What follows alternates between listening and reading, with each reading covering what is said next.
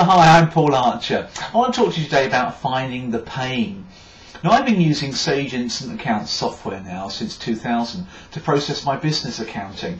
It does a great job for me. It crunches numbers, and I've been running version 10 now since 2006. I've not upgraded. I can't see the point really. It does the job. After all, numbers are numbers, aren't they? Now, out of the blue, I had a phone call recently from the Sage sales rep. Now, Sage are the people that run Instant Accounts.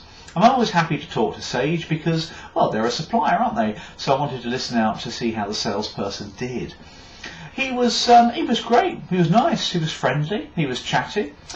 He came across with great style. Shame about this sales process, though. You see, what he did wrong is he tried to persuade me to upgrade to the new version 16, which was obviously the new one they were trying to flog. Now, he tried to give me benefits and features. Admittedly, it wasn't just features, it was benefits as well, so he'd done his training. But he was hitting me with these things like a machine gun on a First World War battlefield. You know, rat-a-tat-tat-tat-tat-tat-tat, and not one of the bullets hit me, not one of the features did anything for me. I mean, he offered me a price reduction, which was fair enough. He offered me free online support for a couple of months. He offered me a free trial. Everything in order to get me to upgrade to the £90 upgrade. In desperation, he turned to me, he said, "Mr. Archer," he said, "why won't you upgrade?" And I said, "Well, you know, to be honest with you, there's no benefits there for me. There's no value. You see, I'm not suffering any problems," I said.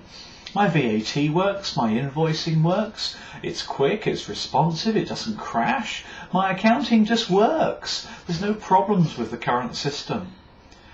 This morning, though, I had a meeting with my accountant, a very serious meeting, of course, with accountants, and he advised me, he said, "Mr. Archer," he said, "Paul," he said, "we'd like you please to upgrade your Sage Instant Accounts to the latest version 16. Now, you see, accountants, what happens is I send them a file every year from my computer, and their people crunch the numbers and do the corporation tax returns and the report and accounts and stuff like that. And the accountant's got a problem now because the system's incompatible, and of course, who's he going to pass the problem on to but me? Now, you see, I've got a problem. You see, if only the sales rep had known that, if only the sales rep had realised that incompatible software between me and an accountant could have caused problems, but he didn't. So what I'm saying to you really is do your research. Do your research into your customers' problems before you make the call. We don't get the chance these days to research the problems whilst we're on the phone. You might get away with it if you ask the questions, but it doesn't always work, not these days. So I've got 5 tips to help you here. Tip number 1 then is quite an old-fashioned tip. It's been around for a while now. But when you're selling to businesses, do segment your market. Do crunch your market down so that you become an expert in that industry. A friend of mine, he's a financial advisor, and he focuses purely in the dental trade. So he knows exactly what the problems and the pains are. If you like that pun, do you? The pains are with the dental trade, with people, dentists who are his customers.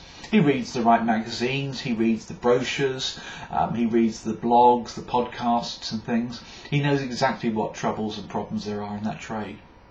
Point number 2, set up Google Alerts. You've probably heard about this before. The free service from Google where you can put in keywords and Google will send you information on the internet where those keywords appear. So you can get blog posts, you can get news wires, web pages, anything from around the world where those keywords have been put in for you.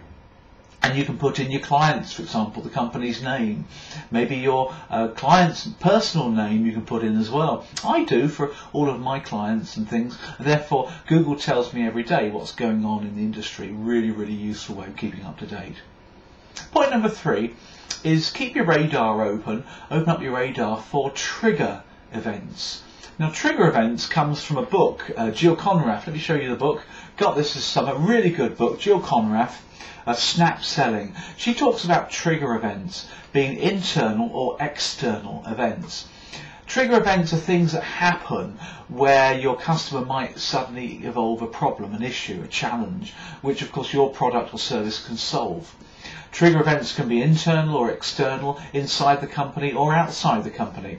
And the idea behind that is to keep your eye out for these trigger events so that you can use those to suggest problems. Jill also makes the point that customers nowadays are frazzled, frazzled, which means they haven't got the time to answer your questions about the problems and challenges that they're facing. They expect you to know it. And it's the only way you're going to gain entry to people. Really good book, worth a read.